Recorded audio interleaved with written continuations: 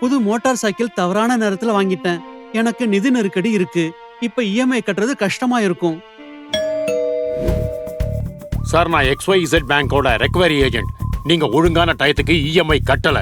நான் மோட்டார் சைக்கிளை இப்ப ஜப்தி பண்ண வந்திருக்கேன். அப்படி பண்ணிடாதீங்க சார். எனக்கு நிதி நெருக்கடி இருந்துச்சு.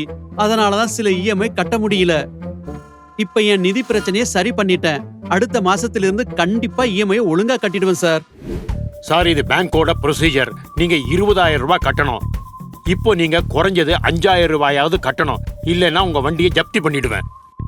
சரி, இப்போதைக்கு 5,000 ரூபாய் கட்டுறேன். மிச்சத்தை அடுத்த மாசம் கட்டிடுறேன் சார். சரிங்க சார், உங்களுக்காக இந்த ஸ்பெஷல் ஃபேவரை செய்யறேன். உங்க ரசீது, பாக்கி பணத்துக்கான கண்டிஷன்ஸ் எல்லாம் பேங்க் பிரான்ச்ல இருந்து தெரிஞ்சுக்கலாம். Good evening sir. நான் XYZ பேங்கோட ரெக்கவரி ஏஜென்ட். இது பேங்கோட ரெக்கவரி ஸ்டேட்மெண்ட். போன சில மாசமா நீங்க இஎம்ஐ கட்டலைன்னு இதுல போட்டிருக்கு. இனிமே பேங்க் உங்க பைக்கை ஜப்தி பண்ணலாம். நீங்க நேரடியா பேங்க்ல பணம் கட்டலாம், இல்லைன்னா எங்கிட்ட கொடுக்கலாம். அது எப்படி?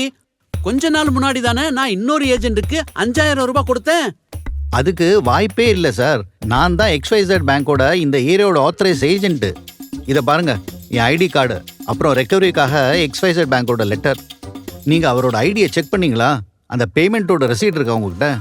ஓ நோ, நான் கண்ணை மூடிக்கிட்டு அவரை நம்பிட்டேன். நான் ஏமாந்து போயிட்டேன். கவனமா இருங்க.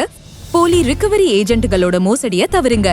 செய்யுங்கள். பணம் செலுத்துவதற்கு முன் அல்லது உறுதி செய்வதற்கு முன் ரெக்கவரி ஏஜென்ட்டிற்கு வங்கி அல்லது ஏஜென்சியால் வழங்கப்பட்ட அடையாள அட்டையை எப்போதும் சரிபார்க்கவும். வங்கியிடமிருந்து ரெக்கவரி நோட்டீஸ் மற்றும் அங்கீகார கடிதத்தின் நகல் ஏஜென்ட்டிடம் உள்ளதா என்று பார்க்கவும். தொலைபேசி மூலமாகவும் ஹோம் பிரான்ச்சில் விசாரிக்கலாம்.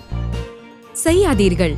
முறையான ஒப்புதல் அல்லது ரசீது இல்லாமல் வங்கி அல்லது ரெக்கவரி ஏஜென்ட்டிடம் பணம் செலுத்த வேண்டாம்.